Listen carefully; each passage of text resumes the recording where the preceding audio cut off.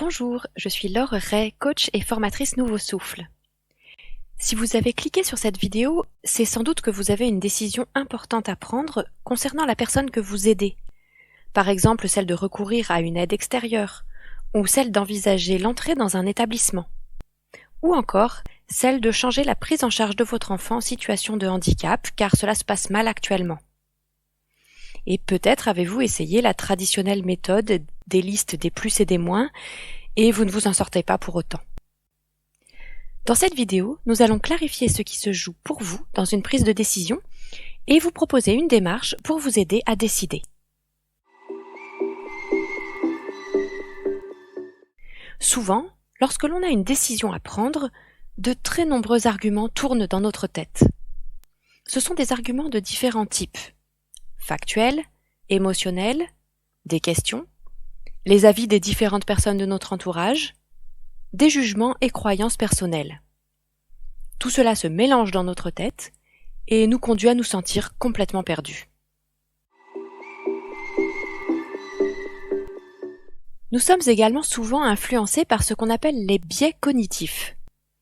Un biais cognitif est un mécanisme de pensée inconscient, rapide et intuitif, mais qui peut conduire à un jugement ou une prise de décision erronée. Il en existe de très nombreux. Ils faussent notamment notre perception des informations et notre perception du risque. Il est utile de connaître les principaux biais afin de ne pas se laisser piéger. Citons-en 3. Le biais de confirmation. Nous avons tendance à prêter davantage attention aux informations qui valident nos croyances et à l'inverse à minimiser celles qui les remettent en cause. Le biais d'ancrage mental. C'est la tendance à prendre comme référence la première information que nous avons eue à propos d'un sujet et à ne pas tenir compte des informations reçues ultérieurement. Le biais de statu quo. Nous préférons naturellement la situation actuelle à toute autre option. C'est la fameuse peur de l'inconnu. Il se traduit par un esprit critique excessif envers tout ce qui mettrait en cause notre équilibre familier, même s'il est inconfortable. Il se reconnaît au « oui, mais » que nous opposons à toute tentative de trouver une solution aux problèmes que nous rencontrons. Reconnaître ces biais est un premier pas pour examiner la situation avec davantage d'objectivité. Le biais de confirmation est le plus délicat à traiter car il s'agit de reconnaître nos croyances comme telles et non comme des vérités avérées. Par exemple, si je mets ma mère en EHPAD, je l'abandonne ou elle va se laisser décliner. Ou encore, si je sors mon fils du milieu ordinaire, il ne sera plus assez stimulé. Quand vous avez identifié une de vos croyances, vous pouvez vous demander d'où elle vient. Quel fait ou situation la confirme? Et quel fait ou situation pourrait l'infirmer? Une fois que vous avez recueilli toutes les informations nécessaires, de la manière la plus objective possible, nous pouvons passer à la démarche de prise de décision que nous vous proposons pour sortir d'une réflexion purement cérébrale et vous permettre de tenir compte le mieux possible des besoins de votre proche et des vôtres. N'hésitez pas à mettre la vidéo en pause au fur et à mesure pour prendre le temps de vivre les étapes à votre rythme. Cette méthode s'inspire des travaux de Marshall B. Rosenberg sur la communication non violente. La première étape consiste à formuler votre question de façon à ce qu'elle appelle une réponse par oui ou par non. Par exemple, commençant par « Est-ce que je dois mettre en place une aide extérieure ?» Écrivez cette question en haut d'une feuille. Puis, listez tout ce qui vous ferait répondre « oui » et qui vous vient spontanément, y compris les croyances ou les conseils reçus. Par exemple, « C'est la meilleure chose à faire » »,« C'est ce que conseille le médecin ou mon fils » »,« Ça montre que je m'occupe bien de mon proche », etc. Et de même, listez tout ce qui vous ferait répondre non. Par exemple, « C'est trop cher » ou « C'est trop compliqué ». « J'avais promis à mon proche de ne pas faire cela ». « Si je fais ça, il va me détester ». « Je suis trop indécise ». « Je ne suis pas capable », etc.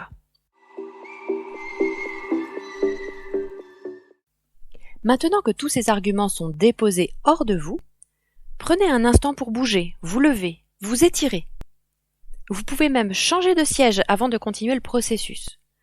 Tout cela afin de prendre de la distance avec toutes ces idées qui provoquent du stress, de la tension en vous, qui vous rendent manipulable, influençable et vulnérable.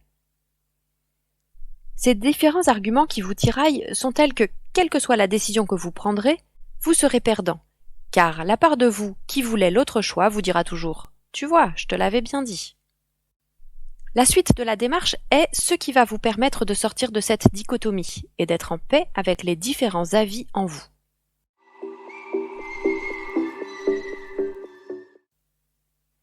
Après avoir bougé et pris du recul avec les idées exprimées précédemment, je vous invite à vous relier à votre envie de dire oui et à laisser émerger ce que vous ressentez en lien avec cette idée du oui.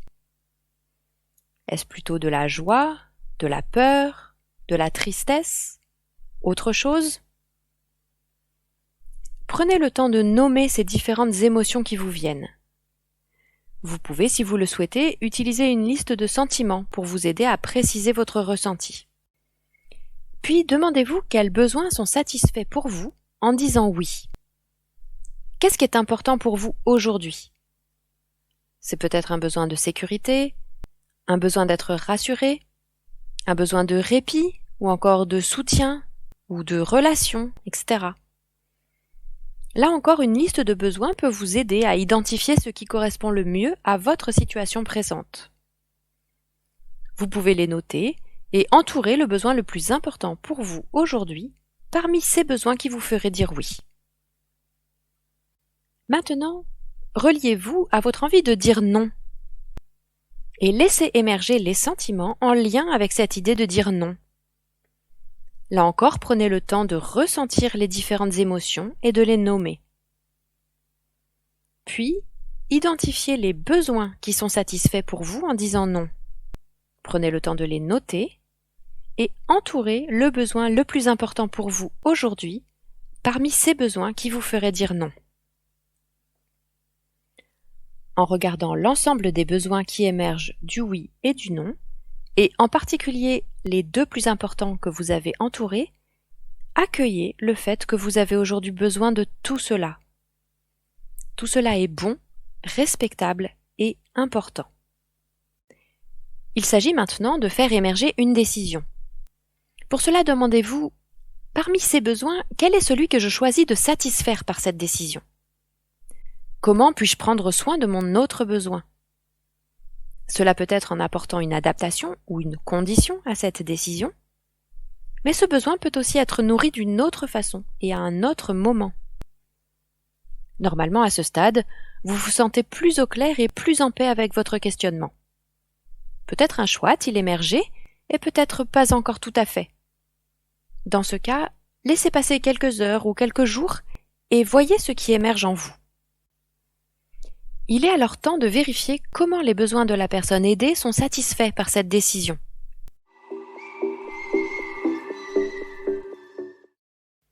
Nous allons passer en revue ces différents besoins et pour chacun, vous allez vous demander comment il va être nourri avec le choix que vous avez fait, en fonction bien sûr de l'état de santé de votre proche.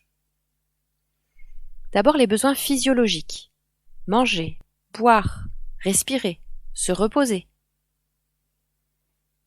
Ensuite, les besoins de sécurité physique et mentale. Prendre soin de sa santé, recevoir de l'aide ou des soins quand c'est nécessaire, être protégé. Puis les besoins de relations. Pouvoir communiquer, avoir des relations avec sa famille, des amis, exprimer et recevoir de l'amour et de l'affection. Enfin, les besoins de s'occuper et de se développer. Avoir des activités physiques et des activités plaisantes et divertissantes. Apprendre, pratiquer sa religion, etc.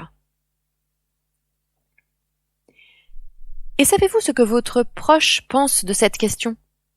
Cela peut être une bonne chose de le lui demander. Peut-être constatez-vous que l'un ou l'autre de ces besoins n'est pas suffisamment satisfait.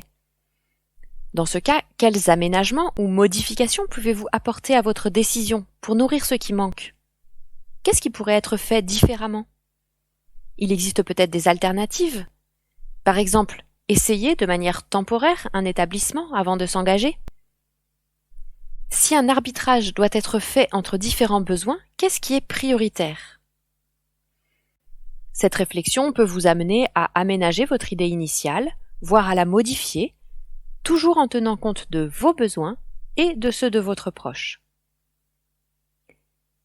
Dans l'idéal, et si vous avez le temps, laissez maintenant passer quelques heures ou quelques jours pour observer ce qui se passe en vous par rapport à la solution à laquelle vous êtes arrivé.